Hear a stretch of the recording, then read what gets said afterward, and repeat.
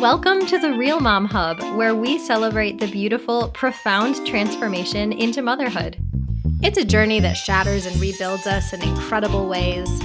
We share the voices of everyday moms honing and discovering their natural instincts and superpowers.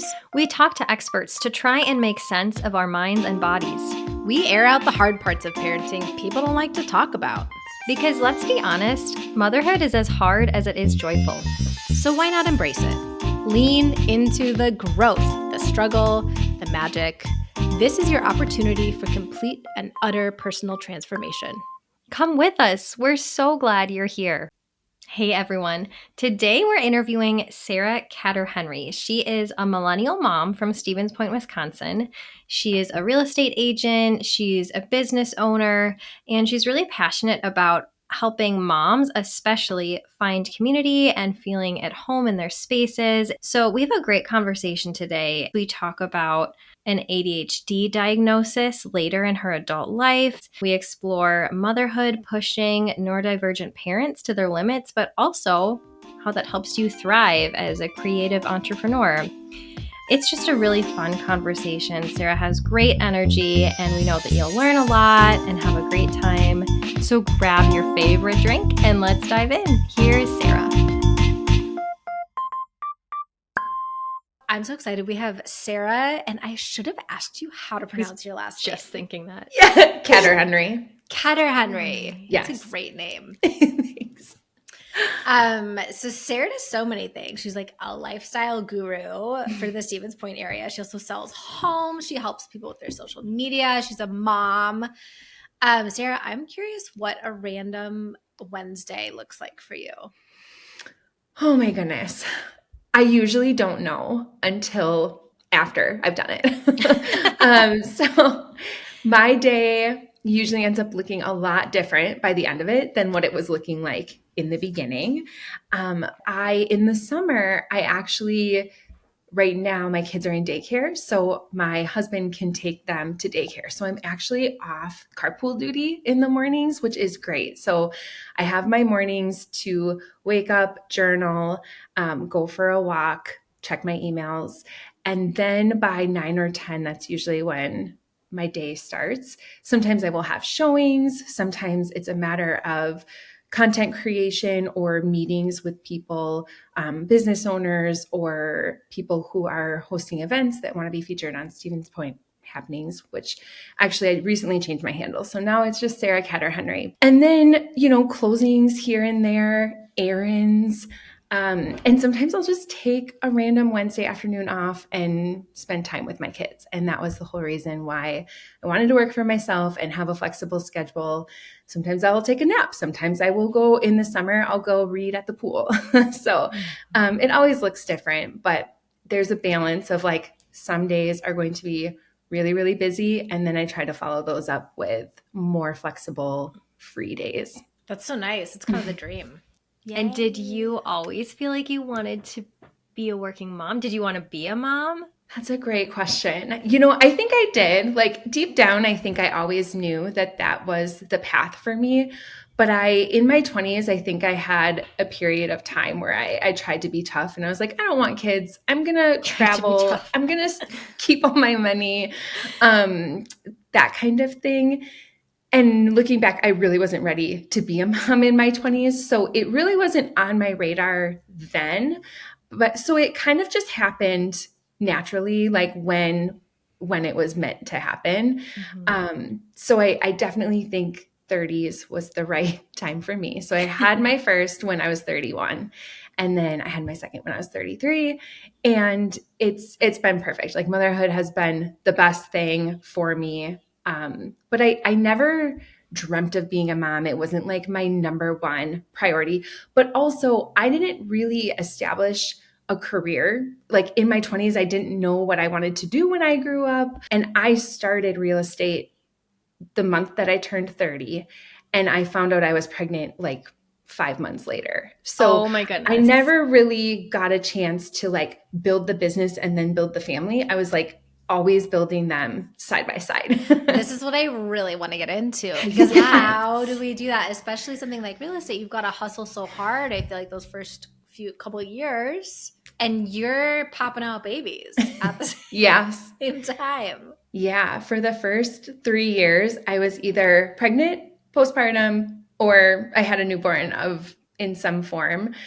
And it was a really huge blessing in disguise, I think, because if I hadn't had that to anchor me, to say, like, implied some boundaries without me volunteering those boundaries, right? I don't know that I had the experience or the knowledge to be able to set the boundaries or know what boundaries I needed to set. But having kids naturally sets boundaries, because I remember times that I was pumping while I was driving down the highway to a showing that was an hour away. Or I would have a showing marathon of like 9 showings back to back to back. And I would be pumping in between like one house to the next.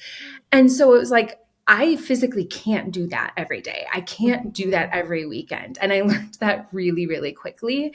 And so I had these little humans at home that needed me. And so really quickly, I realized that I had to be choosy about who I worked with and where I worked. Like, I was 8.5 months pregnant, driving an hour and a half each way to sell a $60,000 house. I was driving through like this Amish community, and I thought, for sure, I'm like, the Amish community is going to help me deliver this baby. That's true. I was going to say, at least there's a midwife in there somewhere. Really good point. I was like, what am I doing right now? Like, I should be home resting. Like, I was reading all these books, and I would hear from people who would say, like, yeah, we took a month off before we had the baby, and we just kind of, relaxed and nested. Not me. I was selling a $60,000 investment property an hour and a half away from me. And I realized, like, that's not worth it to me when I'm taking time away from these little babies. So I think if I wouldn't have had that, I would have had a lot of undoing to do, because I would have just pushed myself and pushed myself. And real estate is a career with no boundaries unless you're really intentional about setting them. There's no start time, there's no end time. It's nights, it's weekends. And so if I would have gotten started in that, it would have been really hard to undo it all. I have worked in sales, like where I need to be responding to people pretty quickly. And I've had 2 different industries. One, which they're texting me at 9 p.m. being like, I need this in the morning. And I'm like, oh my God, seriously? And then the other one where it's very 9 to 5 and that's set for you. It's really hard when your paycheck is really dependent on that communication, on that relationship. And I'm thinking about also, we've only bought one house at this point. We've only gone through the process once. I mean, our real estate agent, like, she's a mom and she was responding immediately. I'm like, is she just always on her phone? Mm-hmm. So how do you even go about setting those boundaries when you need to be growing the family and the business at the same time? Because I bet these are actually tips and tricks that every mom needs with their phone, regardless if they're a real estate agent or not. I bet you just have more practice. Yes. Those are 2 completely different animals. Like, I can set the boundaries pretty easily around when I respond to client calls, or for me, it really came down to who I was working with.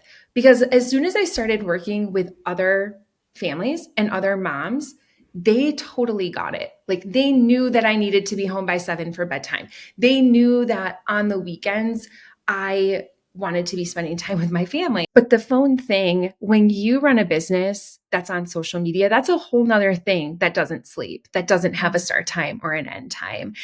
And it develops an addiction. It's not that I have to be on my phone at 9 o'clock at night scrolling in order to have a successful account. It's just that it does create a level of dependency and an addiction, really. And so I have to think about it all the time. I have to think, okay, I'm going to put my phone, I have a box in the kitchen. I'll put the phone in the box. I really try to protect the time, like 5 to 7, that we're home together as a family.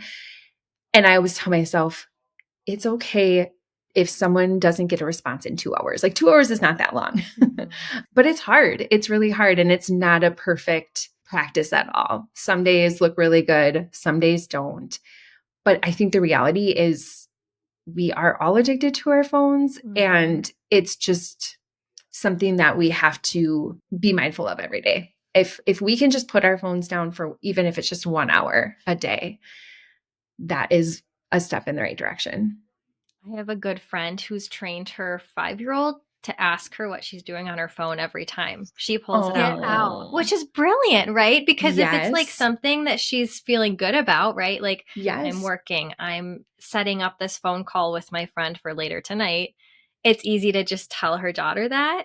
Yes. Or if it's not, she's like, oh, something that I shouldn't be doing. And then it's also like teaching your kid, right? Like, I messed up. I don't need to be doing this anymore. I thought that was brilliant. Have I done it? No. I'm like, you go, girl. Hi, Emily here. I'm interrupting briefly with a quick ask for you. It's the only ask we're ever going to make of you, and it's this. If you're enjoying the show, if these conversations are adding value to your life, please make sure you're following us on whatever platform you usually listen on. This really helps us grow the show and make sure that we are capturing quality experts for our interviews. So please support the project if you're enjoying. If you're feeling like you have extra energy, please check us out on social and make sure you're following along there at the Real Mom Hub on all platforms. And we have a weekly newsletter. You can sign up for that on our website at therealmomhub.com. Thank you so much for joining us. We're so grateful for y'all. I'm fascinated by this ADHD piece, especially as a mom. Like, I think it just looks so different for moms living with ADHD than probably any other group of people because you're juggling so much. So I want to know, I guess, how that unfolded and how you're feeling about it, because I'm sure there's other moms out there that would benefit from that. Also, like, what, if you can, even if you're at this place yet, like, what benefits do you see? Like, do you see the creativity and like all of the amazing things? And I know it's cliche, but I really do think ADHD is a superpower. I think 9 entrepreneurs out of 10 are ADHD. I'm learning that. Like the people who are like corporate America is neurotypical and entrepreneur is ADHD from my understanding. Like it's the creativity, it's the ideas.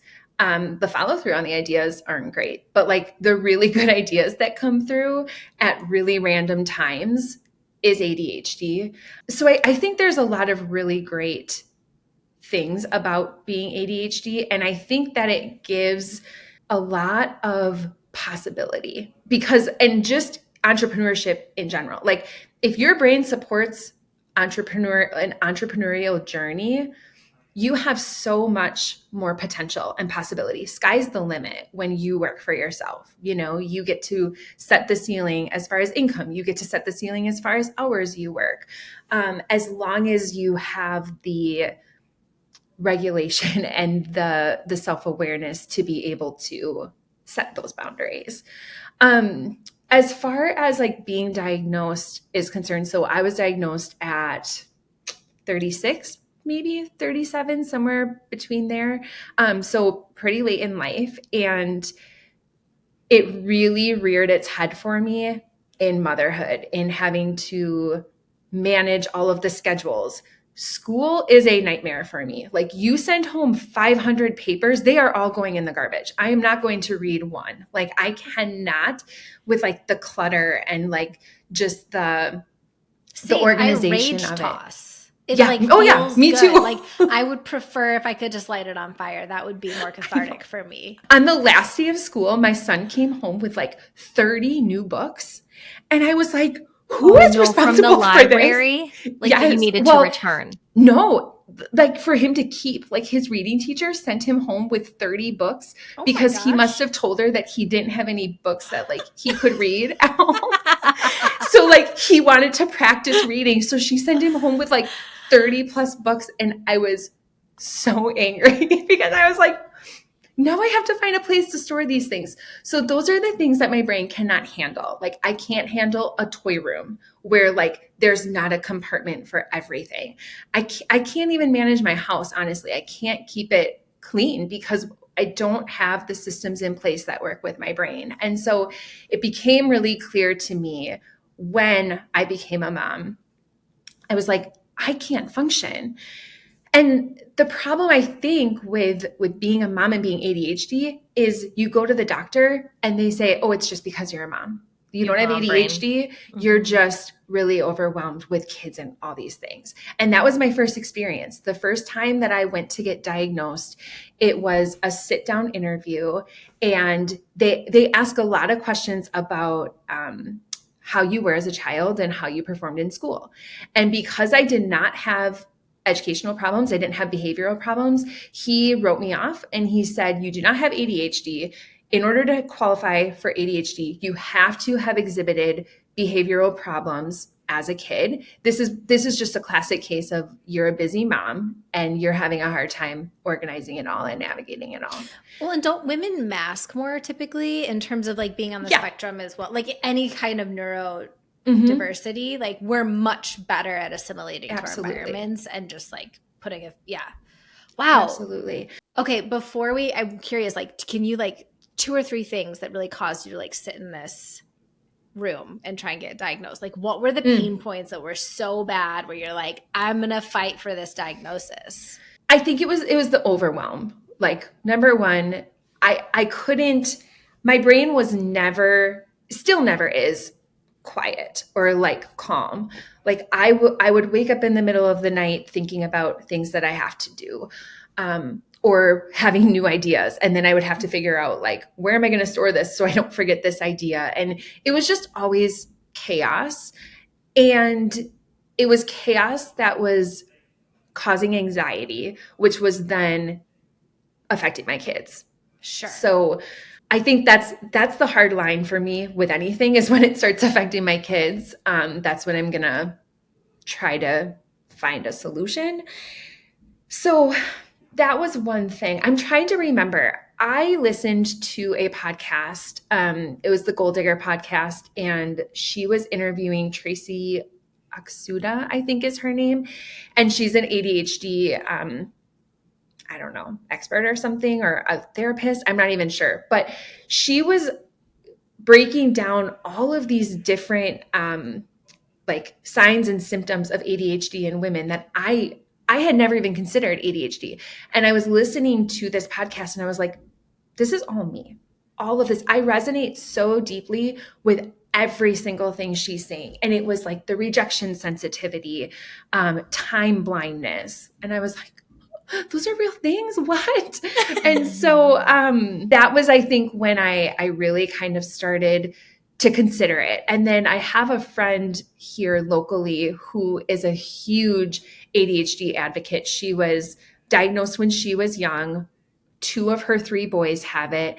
And she was getting certified to be an ADHD coach. And so I talked to her all the time. Anytime I had a question, anytime I was struggling with something, I would always go to her. And so she really encouraged me to advocate for myself. And she knows a lot of, she researches and she educates herself on all kinds of ADHD things. And so when that doctor told me, you know, you have to have exhibited signs from elementary school, she was like, that is a very old parameter. She's like, that's not even accurate anymore. So it helped me to have someone like a sounding board. If she had been there, I may have just been like, okay, I'm not going through this again. Cause it was like, I don't know, that appointment cost me over $1,000. And it was such a waste of time. My gosh.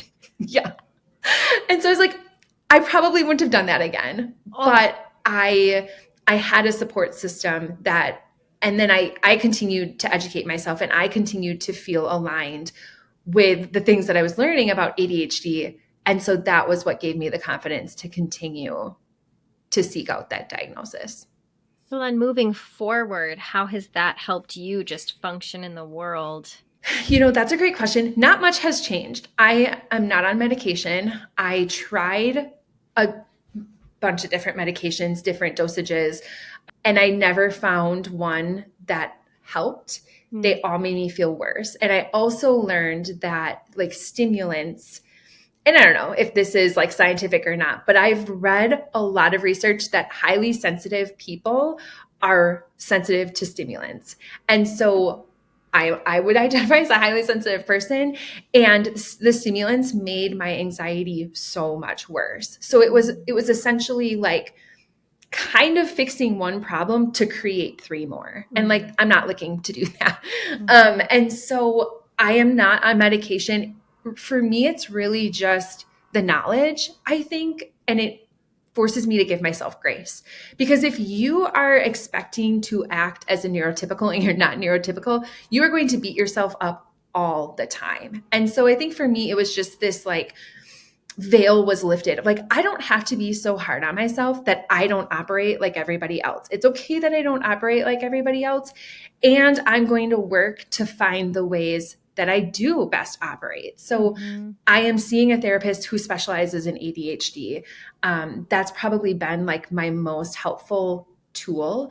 But for me, it really just comes down to different strategies of doing things. And I'm constantly learning. I wouldn't say I've made any massive changes.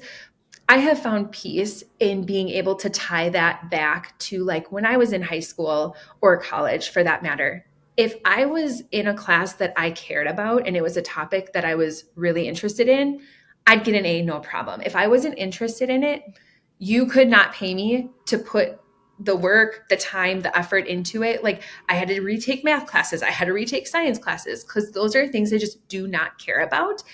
And so because of that, I had this like, I've had this limiting belief for so long that like, I'm not smart. I'm not smart enough to make as much money as I want. I'm not smart enough to like run my own business because look at this evidence. Like, I got these bad grades in high school and college. And as soon as I was diagnosed with ADHD, I realized that it wasn't that, it was ADHD. Because when you are ADHD, you hyper focus on the things that you are interested in and the things you want to do. And the things that don't interest you, like, you just can't force yourself to care about or do. I live this every Saturday when my husband and I have a list of things that need to get done. Like right now, we're trying to show our house in the near future. So it's an extensive list. And I've learned that no matter how I order this list, somehow anything involving a power tool always gets done first. I'm like, actually, that was literally the bottom of the list. Don't you remember this conversation when I was like, if that gets done, fine. If it doesn't, like, there's all these other things we have to do. He was like, no, I really think you said that, like, that's what we had to do. Okay, here's my question. Here's my question, because I think my brain is more similar to Kevin's than yours. Why the hell are you putting those on the list? Just cut off the bottom half You're of the right. list. That's what I should have done. Why are you even putting the candy in front of his face? You're this right. is repeating. Just hide the power tools. And oh my God. Like, come on, like, set the poor guy up for success. I was laughing not because it was funny that you thought you were bad at math and science, but because I'm like, oh, same. You're literally describing my experience. I'm almost going through a journey right now. We'll have I to really am. update you. I know. Oh my gosh. What's really sticking out to me too is that, like, A, you have to fight for your diagnosis. Mm-hmm. And then B, you're finding that some of the standard solutions are actually not in your best interest. So there's just so much work in A, getting yourself to the point where you have the information you need. And then further on, you still have to keep putting a lot of effort and energy into making sure that the solutions are actually well for you. Yeah. Yeah, knowledge is power, right? And ADHD is very genetic. So it's like, if you know you have ADHD, like, your kids have a 50% chance of having ADHD. And so it's like, that's important information for me to have. And whether or not maybe in the future I will choose medication, but I don't think it's not all about getting a diagnosis so that you can get medication. I think it's just so that you can understand your brain better and work with your brain better, and then be able to give yourself some grace. And probably parent better, right? Like, if you see that in your own child, then you're in a special position to, like, understand them, I would imagine. And for sure. There are also parallels for me. I'm hearing you talk about, like, optimizing the things that you're interested in, that you're really good at. Yeah. Which you already did when you decided to strike out on your own with your business. Like, having a mom forced you to go deeper, not wider. Yeah. And you transformed the way you were working professionally. Totally. Because I was spending all kinds of time on Instagram. Like, I loved Instagram. It was a little mini obsession. And so I was like, how can I turn this into something more productive. If I'm already going to be spending my time here, I might as well, do something a little different. And the other thing about me is I am an Enneagram 4, which is the individualist. Like I hate being like other people and I hate doing things the way other people do them. And so I was the only person, there was nobody, there still isn't, doing social media in the real estate world in central Wisconsin. And so I was like, I have to do this different. And then it did become like a little obsession. And I've been very hyper focused on my community and just the local aspect of my business for the last 4 years. Wow. So if you were to break down, give me kind of like a pie chart of real estate versus social media advising, what would that look like percentage wise for your business right now? 90% of my business is still real estate. I'm really trying to figure out the consulting and the training and the teaching, the digital products. That is like a 5-year plan. And I really do think like it will be launched within the next year, but that's more of like a long-term like exit strategy almost, because I know that it's not sustainable for me to stay in real estate like this.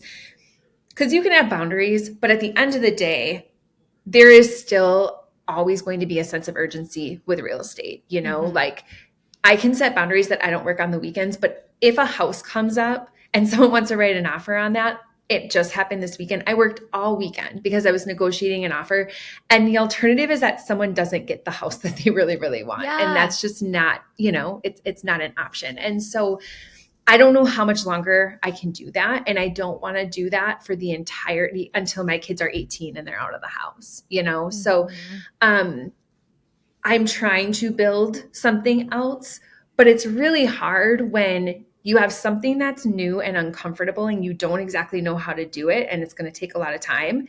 And then you also have a business that you do know how to do it. And you're good at it. You're good at it and you can continue to scale it. So like, where are you going to choose to spend your time? Like you're probably going to choose to spend your time here where it's comfortable and you kind of know what you need to do versus spending the time on what you don't know what you need to do. So I would say it's less than 10% at this point, but I would really love to grow it to the point where it's 50-50. And eventually I would love for that to be my primary business, and real estate can be done as it's convenient or for friends and family, or like, I just don't want to have to rely on real estate because it really is so demanding. Mm-hmm. So I want to hear more about your business. Let's circle back to that because it's so tied to your lifestyle and championing other people's lifestyles. But in the fresh throes of motherhood, yes, what was something that just totally shocked you, you weren't prepared for? For me, it was, we had our kids pretty close together. So we had 2 under 2 for a while. And it was that transition from 1 to 2 that threw me completely off of any sort of level ground for a really long time. And I wasn't expecting it. And that was also when my business was starting to transition. Like I wasn't really new anymore. COVID, I also had my second during COVID. And so that was also changing the way that my business was running and the way that the office was running. And I was really pretty much a solo agent. We moved from an apartment into our house 2 months after my daughter was born. So there was a lot of transition in a really short period of time. And so I would say we didn't come out of that haze until she was like 3 years old. Like it was a really long, hard season. That's a long time. Mm-hmm. What are you doing during that time to keep yourself afloat? Because like not only do you have to be functioning for your kids, but you have to be showing up for clients. I mean, the typical self-care, I tried to be really mindful about taking time for myself at least once a day, whether it was journaling or taking a bath after the kids went to bed or going for a walk. But that's not a guaranteed solution. Like you can do those things. They don't make you instantly feel better. A lot of times I think they just maybe keep you at baseline and they prevent you from sliding deeper. But I also, a year after my daughter was born, was diagnosed with Hashimoto's. And so it was like for a whole year, like the first year, I was fine. Like the weight was coming off. I was like, it was a pretty similar situation to postpartum with my son. And then like right around her first birthday, I started gaining weight. And I gained like 30 pounds in 3 months. And I hadn't changed anything that I was doing. I was so tired. I was sleeping like 12 hours at night and taking like a 3-hour nap during the day. I was so sick and I didn't know why. And I went to a number of different doctors. And after probably 6 months of trying to figure it out, I got this diagnosis. And so then for that following year, that was really what put me in my place of like, I have to be really mindful about my health. Like I don't get to be willy-nilly about this anymore. I had to cut out alcohol. I had to cut out caffeine. I had to cut out gluten. Like I had to make sure that I was putting in those self-care pockets into every day just so that I wouldn't find myself in like a really bad flare up. And so that was really what forced me. If it hadn't been for that, I don't know if I would have had any systems in place. That really forced me to make time for myself and my health.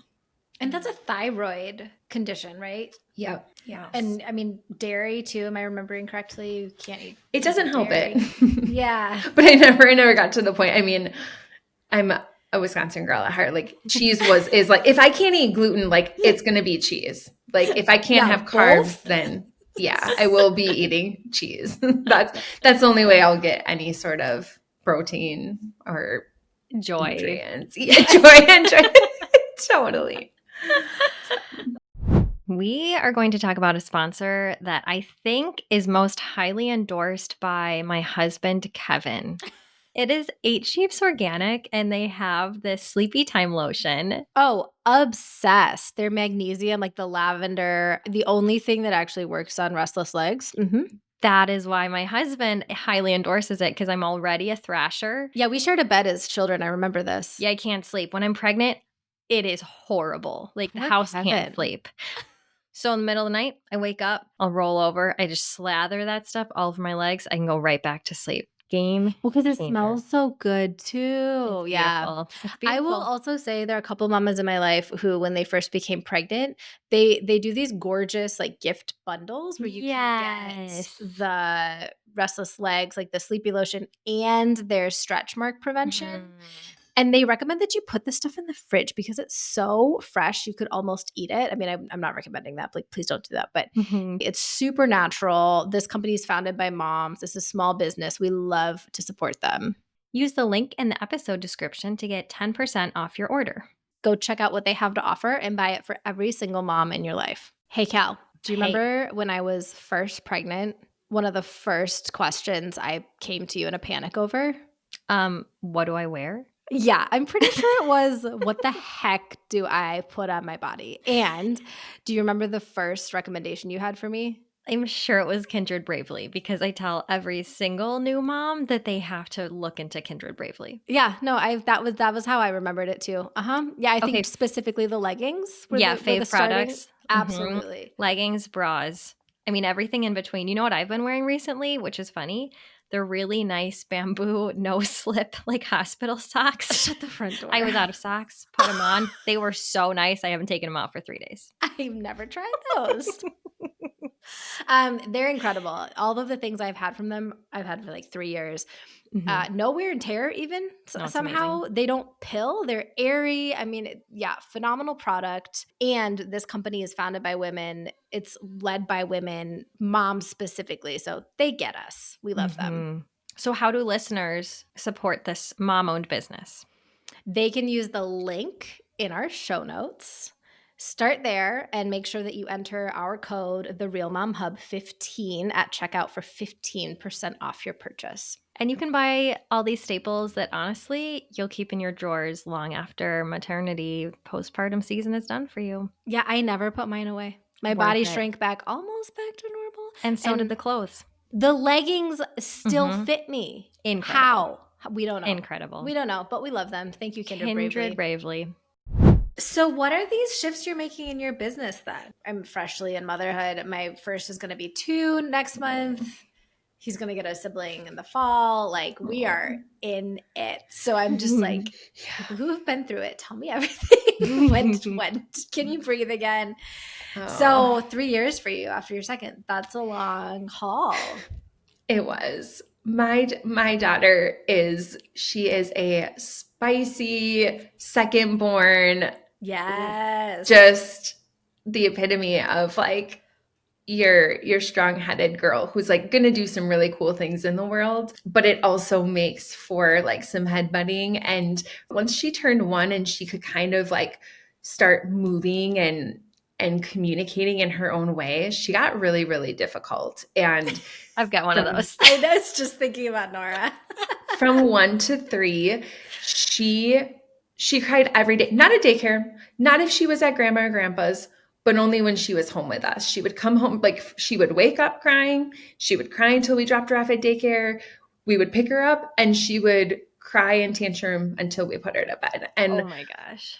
one of my worst moments in motherhood, but also it illustrates how that season was for us, was one night, you know, the warmer drawer at the bottom of like a stove? Yeah.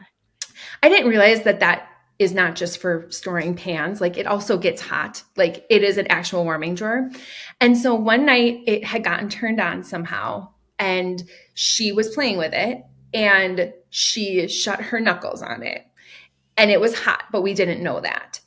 And she screamed for the rest of the night, but that was normal. And so we had no idea that she was hurt until the next day she woke up with like 3rd-degree burns on her knuckles. And we had no idea because she cried like that every single night. Like that was normal. Like I couldn't even tell the difference between like a hurt cry and just like a whining, tantruming cry. So I felt absolutely awful. The next day she was fine. She woke up and it didn't bother her at all, but I had to bring her to the doctor and I felt so awful because we just let her cry all night and she was in pain. And so that was how she was from 1 to 3. Oh my goodness. That's crazy. Yeah. And now 2 years after like, how are we doing?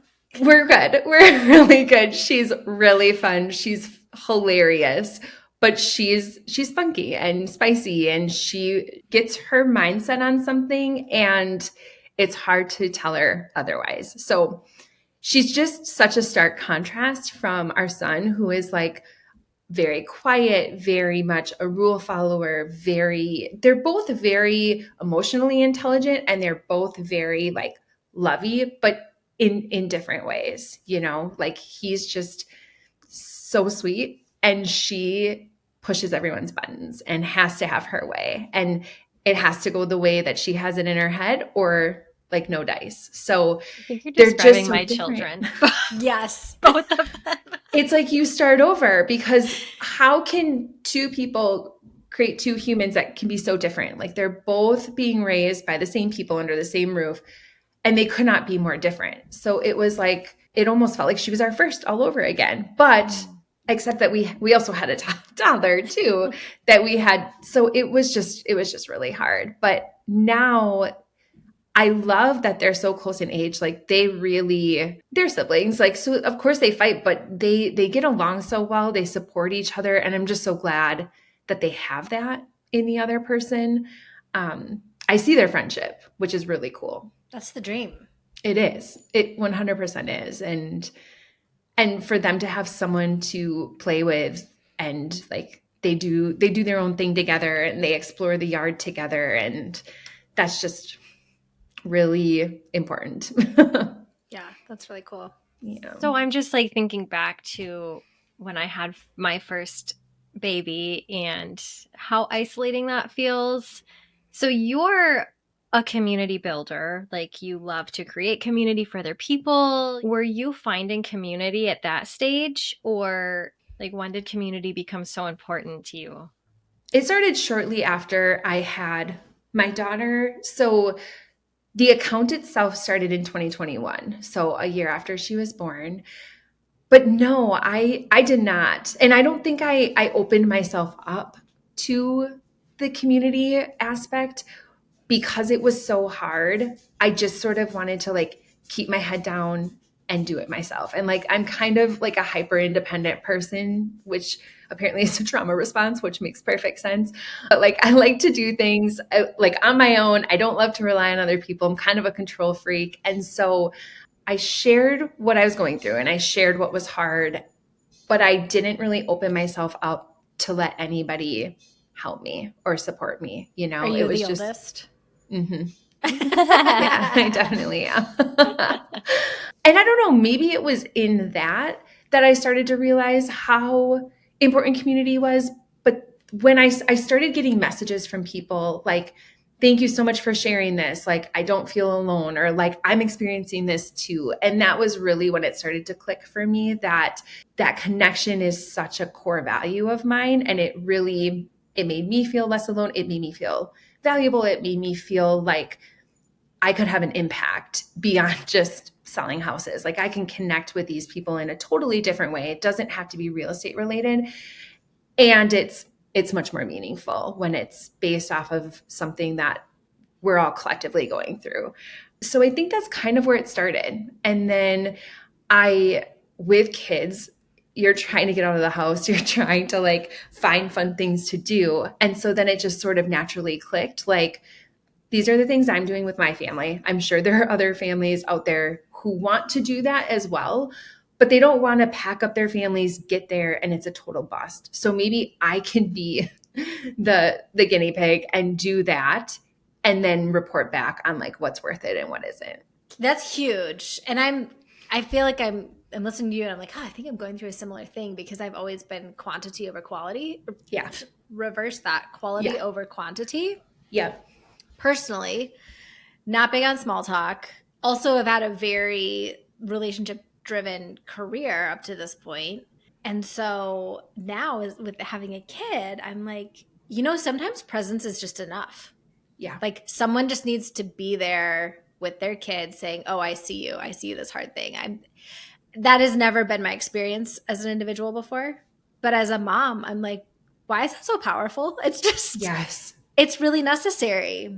So tell me, as you're building this community, I also know small talk is not your jam. Yeah. How do you build?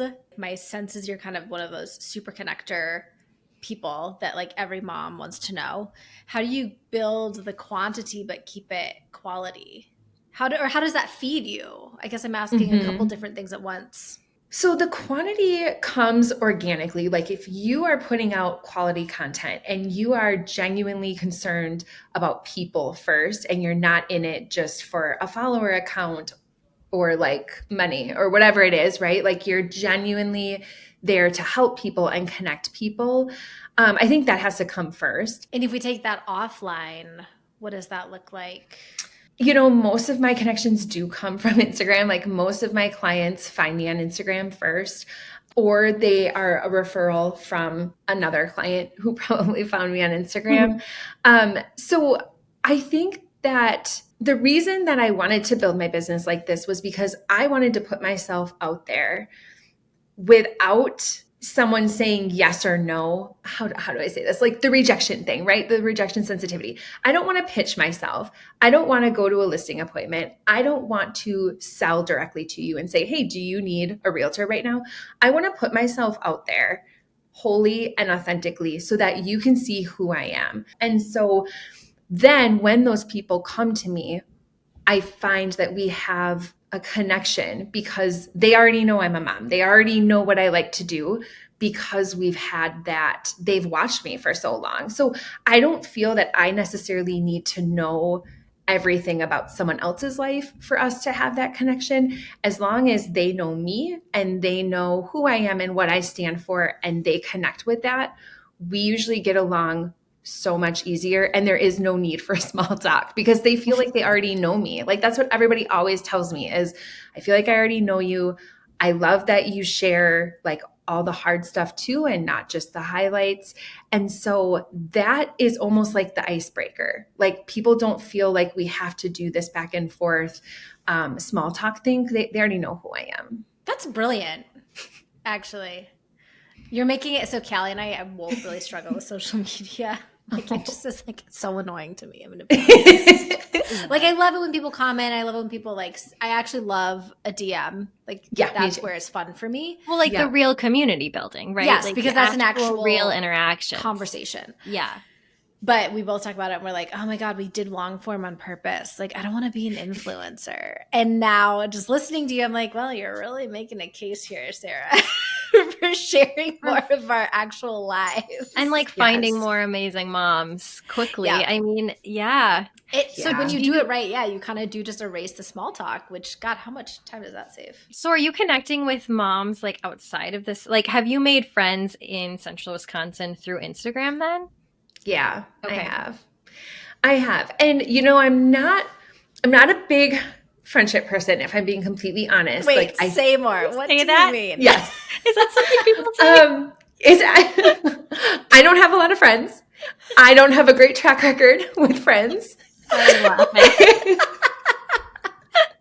And so because of that, I think I put up this like protective armor where like I don't want to get myself in more friendships because I don't want to lose them, or like I feel like I'm a failure, or whatever stories I have in my mind because of my past.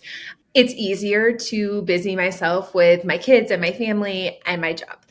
But recently I have realized that I am very lonely and I do actually want friends.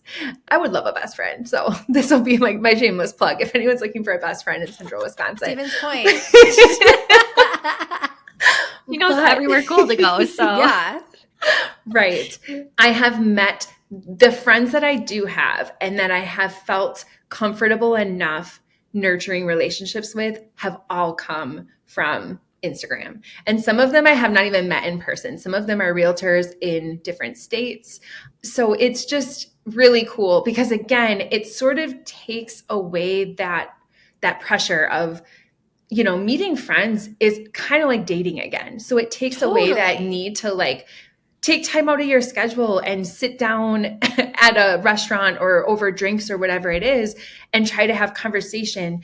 It progresses so much naturally over Instagram because you share a story and they comment, and they share a story and you comment. And before you know it, you're like, this is someone who I'm voice messaging on a Tuesday night asking them what they think about XYZ. So it just progresses naturally because the pressure is less, I think. That's really fair. Like if they don't respond, or if, you know, I'm Right. not going to run into them at pickup and Right. we're going to have to like awkwardly, that's not going to be a thing. Right. follow who's Emily Von. Yes. Oh yeah. She's what so was funny. that? She had that story about how she was like trying to make this mom friend in the pickup line, and she ended up just like slapping her butt. And she walks away, like, "Why did I do that?" Like, It was like a compulsion. Yeah, like out of body experience. That was not me. it's just hard. It's awkward. It's hard. Yeah, super resonating with the mom dating, because also I'm kind of like, you seem like such a cool mom, like a little cool mom. And then it's like if you're trying to make friends with someone, right? And then it's like, oh, but that's kind of a green, like a red flag or an orange flag, which I'm not a fan of that trend in dating, and I'm not a fan of it in life either. But sometimes it's kind of like you hang out a few times, and it's like, like, you know, pretty quick. Yeah. You know, if you're clicking with someone. Do you mind if I ask, what do you mean by you don't have a good track record?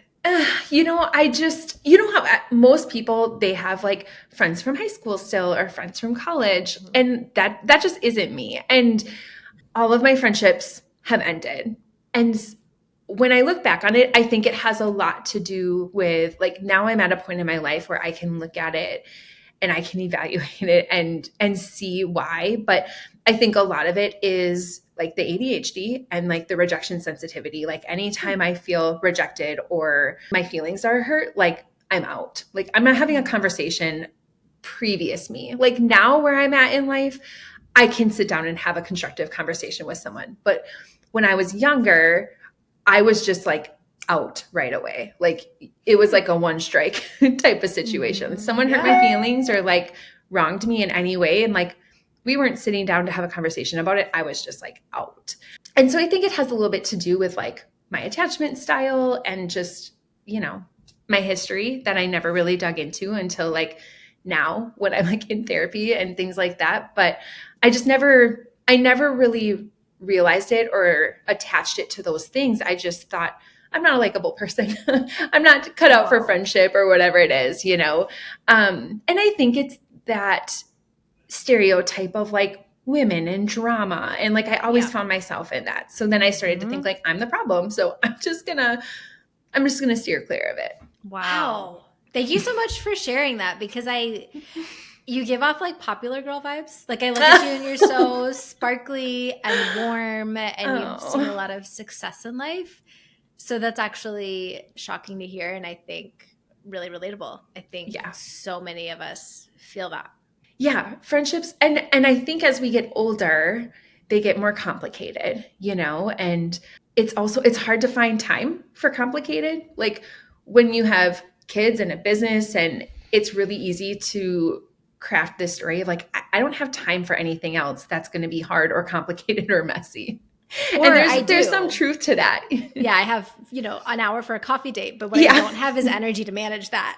Yes. And prep for the social pressure. Yep. I actually just have that chunk of time, and that's it. Anything else surrounding that, if it's going to complicate my life, too bad. Like, nope. Right. Yeah. Yeah. So there's some unwiring or rewiring, I think, that has to happen around that. So that's sort of my next 10-year goal is for me to have some friends. Before we get to the lightning round, you mentioned journaling at the top of this conversation. Do you have a ritual that you love for journaling? Is it free form? Like, what does journaling look like for you? Yeah, I always try to start with gratitude. That is like the basic, I try to find 10 things that I'm grateful for. And really for me, it's turned into more of a diary. Like the reason that I do that is like I try to pick out like the moments in the day that really made my heart burst with the kids or whatever, because someday I'm not going to have videos of every moment. Even if I do, I have like 30,000 plus things on my camera roll right now. Like I'm never going to go back and be able to like find them all. And so I just want some sort of something that I can look back on and remember these days with my kids. So yes, it's gratitude, but it's also like trying to pick out the key things from my day that I'll be able to like look back on someday and like piece together like where I was in this season of life. So that's like the very first priority. And if I only have time for that, like I'll stop there. But I also try to do a lot of like scripting and visualizing and just like writing out how I want my life to look and feel like in the present tense. So that is like tricking my brain, like, hey, we're there already kind of thing, just because with the ADHD and anxiety and things like that. And with my job, I know that my nervous system is very dysregulated. And so I just want to always keep in mind like the feeling that I'm going after as opposed to my actual goals. Because I'm the kind of person that will like obsessively chase goals and then I'll get there and I'll be like, okay, let's just set another goal, because it doesn't feel like an achievement. It just feels like a checkbox.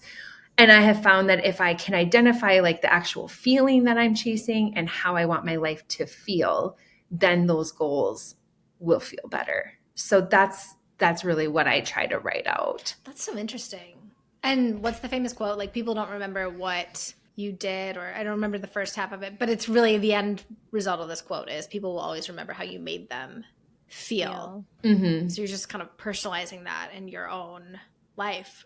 Okay, Sarah, are you ready for a lightning round? Yes. Favorite local spot on a Saturday morning? Oh my goodness. I would say Ruby Coffee in Stevens Point. Seems to be the consensus. Back to really? People love Ruby. Ruby is great. Yeah. One thing you can't leave the house without, besides your phone and keys? My hydro jug. Like emotional support water bottle. Like I've had one since college. Like I always have a water bottle with me. Same. My almost 2-year-old knows. Mama wawa, mama wawa. He'll be like concerned if I'm without it. Okay. Dream vacation destination. Oh, good. Right now, Hawaii. Ooh. Have you been? Mm-mm. That's a good one. Go to hype song when you're headed to a showing. Ooh. You know who I absolutely love is Andy Grammer. Like, I just think his music is so happy and joyful. And like, I could, I know, I've never heard of him. oh my God, he's so good. You would, if you hear some of his songs, you'll know. Okay. But he has one that is like literally called Joy, and he has songs about like loving yourself, and like they're just so good. Like they're all so good. So I would probably just put on like the Andy Grammer channel on Spotify and just like put it on shuffle. But the Joy song is a really good one. I love it. New one for me. I love it. Mm-hmm. Cats, dogs, or chickens, or none? What's your jam? You know, I identify as a dog person, but my kids will tell you that I'm like not really a dog person. I don't actually love dogs the way that a dog person would.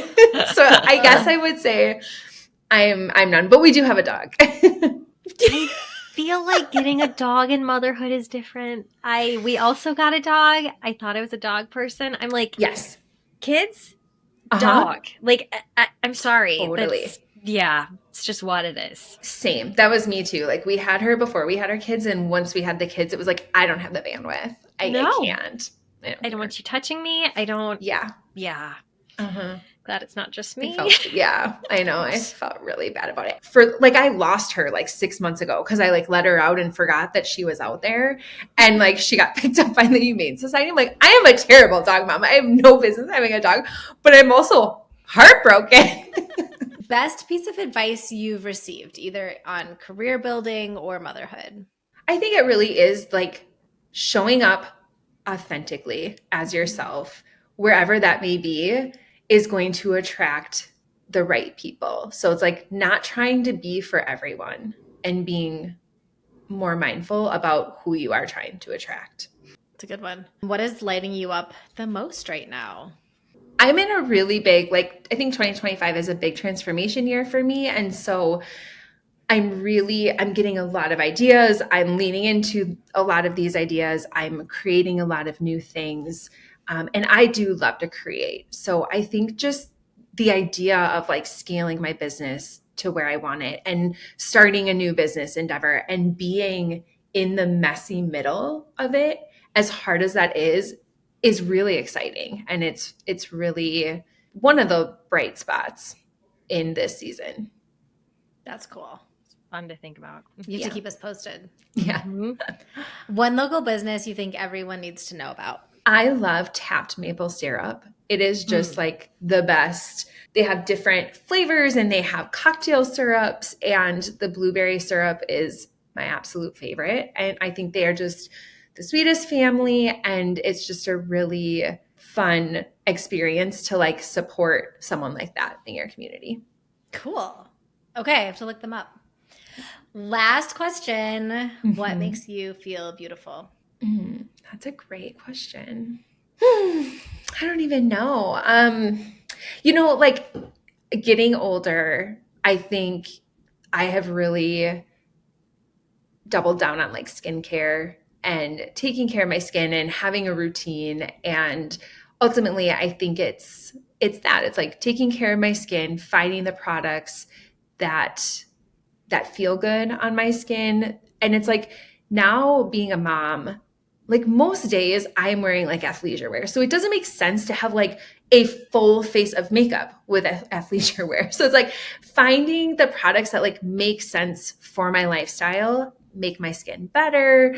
I think that's what really makes me feel beautiful, like healthy, glowing skin.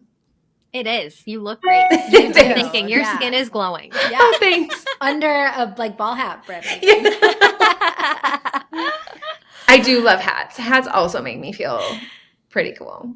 They're pretty cool. Pretty cool. I need to update my stash. So maybe you can send me some of your faves. Totally. This has been so fun and also just thought-provoking, informative, and so relatable. So thank you so much. Yes. Thanks for having me. It flew by.